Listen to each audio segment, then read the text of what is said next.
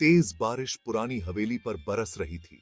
बादल गरज रहे थे, आसमान में बिजली कड़क रही थी और उसकी रोशनी में हवेली की टूटी-फूटी दीवारें दिखाई दे रही थीं।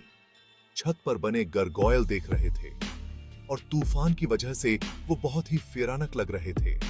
हवेली के आसपास पुराने पेड़ों के बीच हवा लाउडरी से बह रही थी।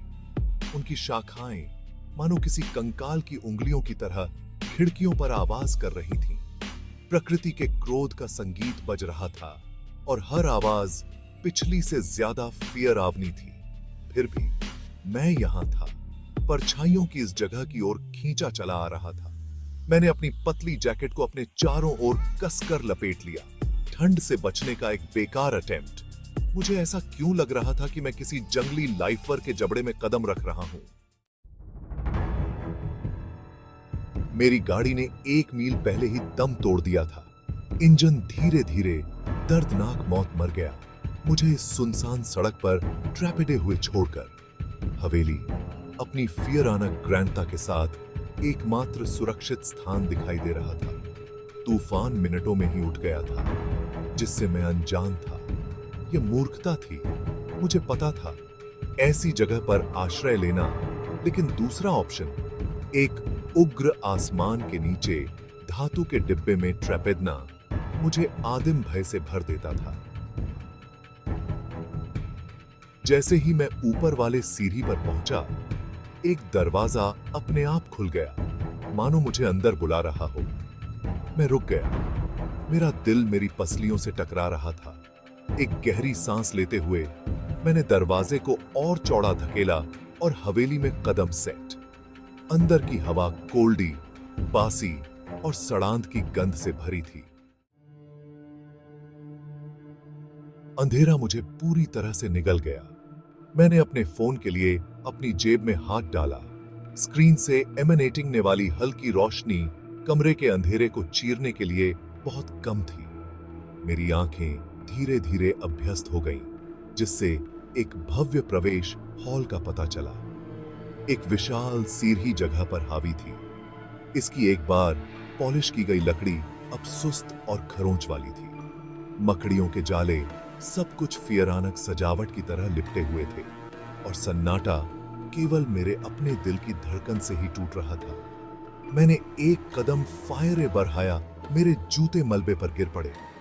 मेरे भार के नीचे फर्श की लकड़ी कराह उठी। उनकी शिकायतें गुफाओं वाली जगह से गूंज रही थीं। जैसे ही मैं हवेली में गहराई में गया, मेरे फोन की रोशनी एक मेज पर पड़ी, जो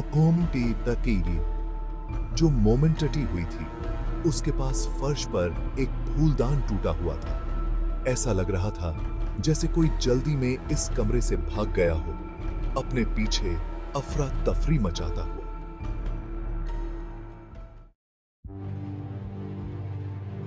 मैंने अपनी खोज जारी रखी, हवेली के खामोश दिल में गहराई तक खींचता चला गया।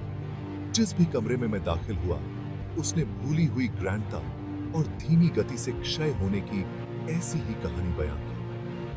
फर्नीचर धूल के कवर में लिपटा हुआ था, उनके आकार बमुश्किल ही पहचाने जा सकते थे। टेबलों पर किताबें ओपन ही पड़ी थीं, उनके पन्ने उम्र के साथ पीले पड़ गए थे।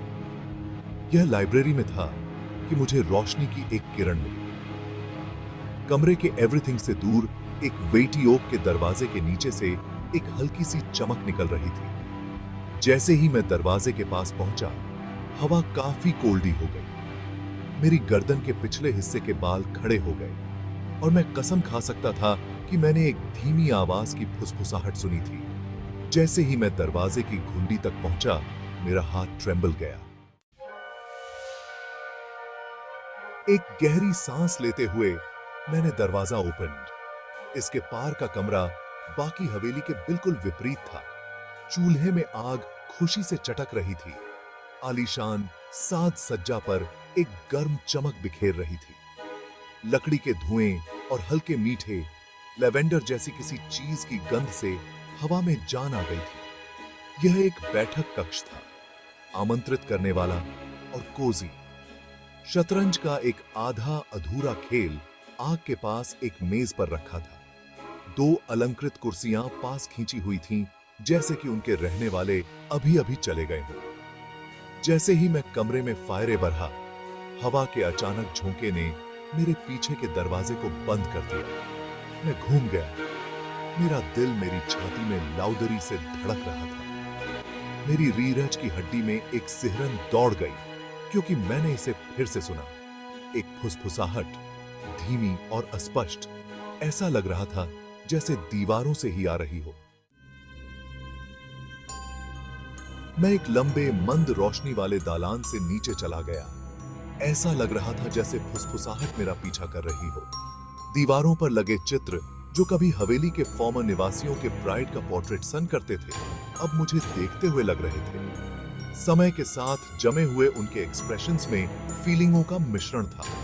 घमंड, तिरस्कार और कुछ और। डर की एक झलक। एक चित्र ने विशेष फॉर्म से मेरा ध्यान खोया। इसमें एक युवती को बहुत ही खूबसूरत आंखों के साथ दर्शाया गया था। जैसे ही मैंने उसे देखा, मैं कसम खा सकता था कि मैंने उसके गाल पर एक आंसू लुढ़कते देखा। दालान एक भव्य बॉलरूम में ओपनता था। मेहराबदार खिड़कियों से चांदनी की रोशनी आ रही थी, जिससे हवा में डांसिंगते हुए धूल के कण जगमगा रहे थे। छत से एक विशाल झूमर लटका हुआ था। उसके क्रिस्टल सुस्त और बेजान थे। यह फीके स्प्लेंडर का दृश्य था, समय के साथ जमे हुए एक भूतिया वॉल्ट जैसा। जैसे ही मैंने कमरे में कदम रखा, मुझे एक कोल्डी जगह महसूस हुई।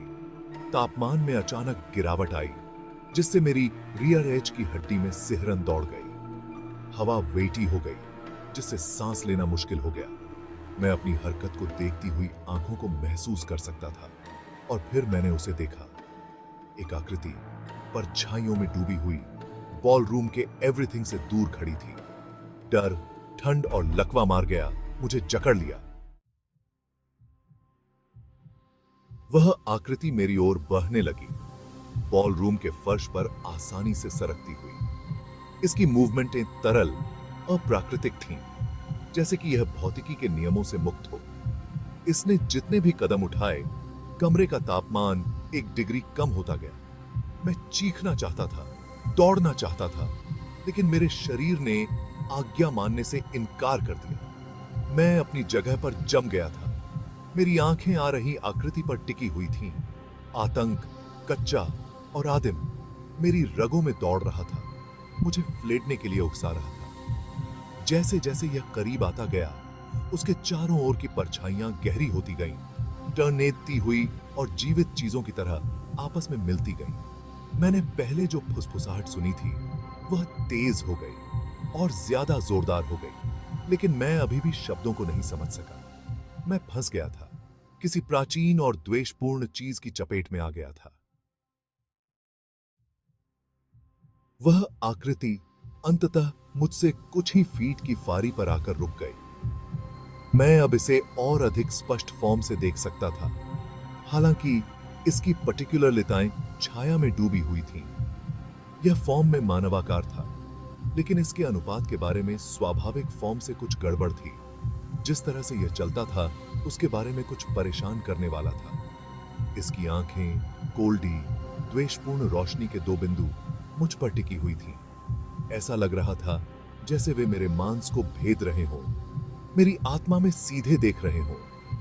मैंने महसूस किया कि निराशा की एक लहर मुझ पर छा गई है, पूरी तरह से निराशा की फीलिंग। उसने अपना हाथ उठाया। उसकी मूवमेंटें धीमी और लाइफ बूझकर की गईं, और उसने अपनी लंबी, कंकाल जैसी उंगली मेरी ओर इशारा किया।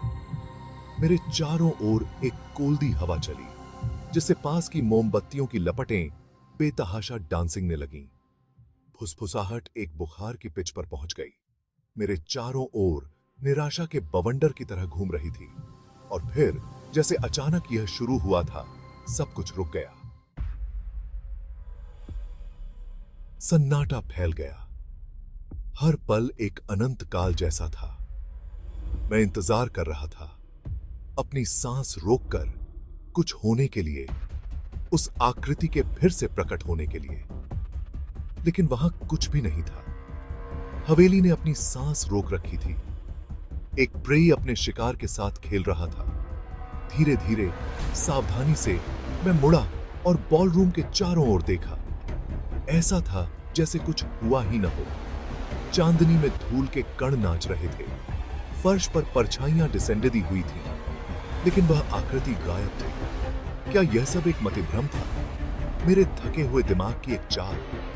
मैं इस जगह में फंस गया था, इतना तो तय था।